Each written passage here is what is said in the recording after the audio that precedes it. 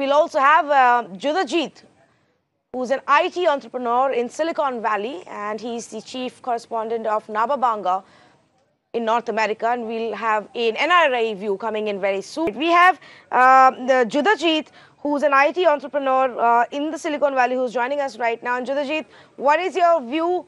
Should this right be given to NRIs? Would you want to ask somebody you know who lives in your hometown where you're registered to go and cast your vote on your behalf?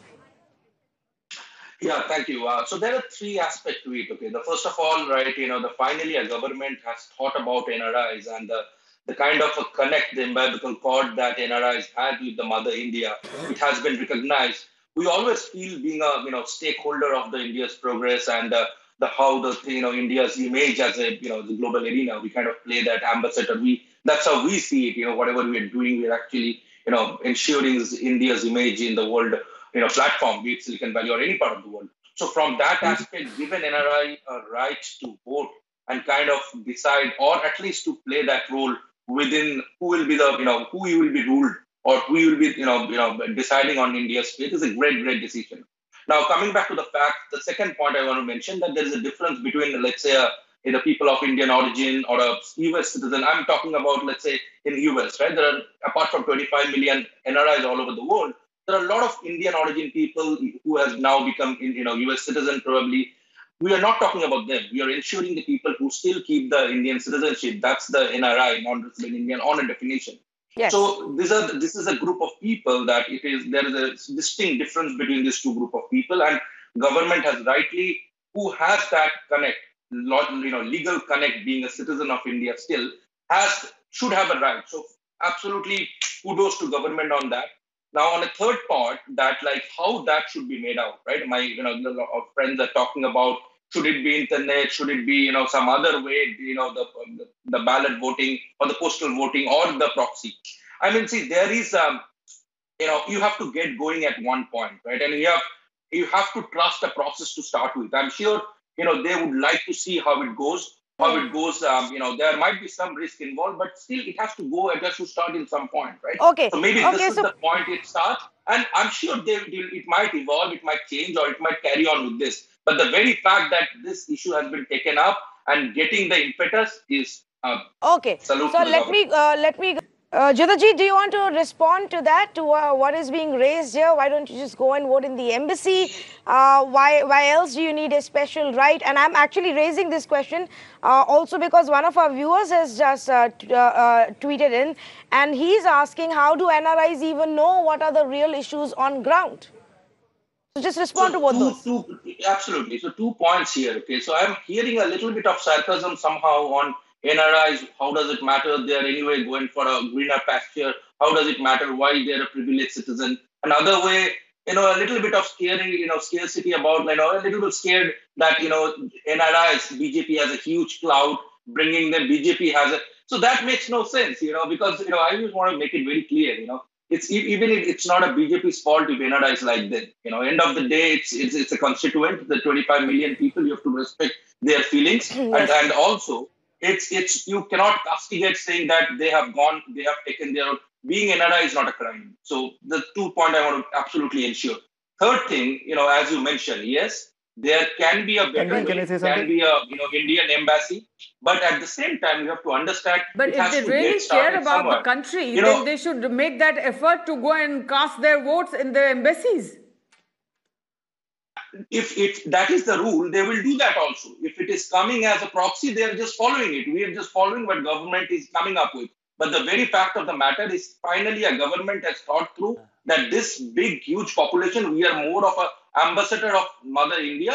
They should be given this right. So we should also give a lot of credit to that fact, rather than keep criticizing and bringing some wired the satires and wired, the BJP will benefit. No. We should not care about it, Whoever is the party doing good, NRI will vote for them. So Mohammed Khan wanted to come in. The very fact that it's starting, it to be get credited. Yes.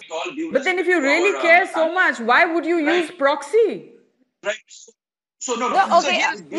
Yes, right, Shrikant can respond to that, and then I want us to come back to the original debate, which is about allowing NRIs to vote via proxy. I don't believe that we should take away their right to vote, even if they are in some other country. If they choose to continue to be an Indian citizen, if they're still rooted, if they still travel back home now and then why should they not have the right? If they're contributing to nation building, if they're sending back money, then why shouldn't they have a right? That's not the point of the debate here. We are only opposing proxy voting. Yes, the point of the that's the point of the debate. Their right proxy to vote. voting.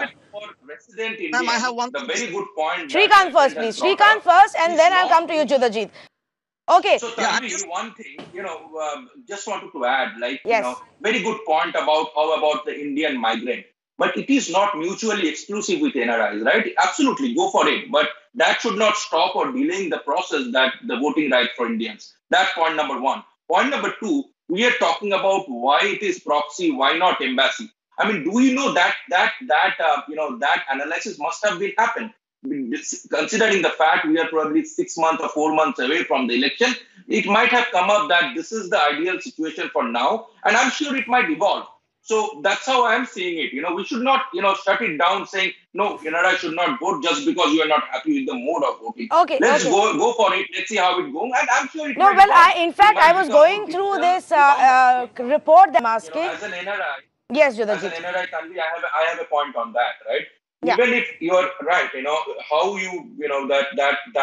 that kind of a little bit of legitimate aspect that you're bringing. But if you see, the huge amount of NRIs, their next relative, the direct relative, maybe the parents, brothers, sisters, all are there.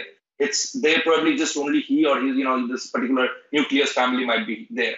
And India, the world being a global village, I can tell you, I'm here for the last almost 15 years. The way Indians are connected with their homeland, with their locality, with their city, with their para, you go to any micro level. So even if they're not physically present or maybe coming there every year once or whatever, they know exactly, and they are very, very concerned about their parents' well-being, their immediate family's well-being. So even if they are not exactly present there, but you can be rest assured they know who is doing what, who is doing good, who is doing that not that good. So that one aspect. Another aspect here, as we keep talking about that proxy voting side, let's talk about power of attorney. Okay, power of attorney is there for ages. For NRIs to do any kind of property transaction, anything, we still have to, trust someone out there. And it happens probably we get that, notarized and all through embassy. But eventually you have to trust someone. So that aspect being a geographical difference, the distance we are, that aspect, the trust aspect is there, and there are some process which is depending upon that. So I'm not trying to, what I'm trying to say is I wanted to respond to to an issue point that was raised also earlier on this debate, which is to say, why are we giving you the easy way out? Why don't you go and vote at the embassy or travel to India if you can and cast your vote? Why do you want an easier option, which is to just make a phone call to somebody back in India and ask them to go and stand in line for you and cast the vote? What would you say to that argument? Two points. First, it is not about easy, but it is to optimize and maximize the number of participants. If you make the process by that logic, everybody living in India should be given that option to remotely go online and vote. 30 seconds to close my thought, Tanvi. Yeah. What I'm trying to say, that if you have to make it too tough, that someone has to travel to India to vote, the number of participants might drastically reduce. So it is more of to see what is the most optimized way. And I can tell you, I'm sure it is not about to just call someone and say, he's my proxy. There must be some legitimate process, either through embassy or through vote election commission, that it says that this person has been nominated as a proxy voter. So I'm sure that aspect will be there. Okay. So that is the thing. It's not about making our all life right. I have another Indian who's currently not residing in India. Can we trust the person? You say him to vote for party A and he goes and vote for party B. From that aspect, I brought it. Nothing else. all right. Point taken. Mohammad Khan, go ahead, please. Okay, fair enough. Actually, I wanted to point out something.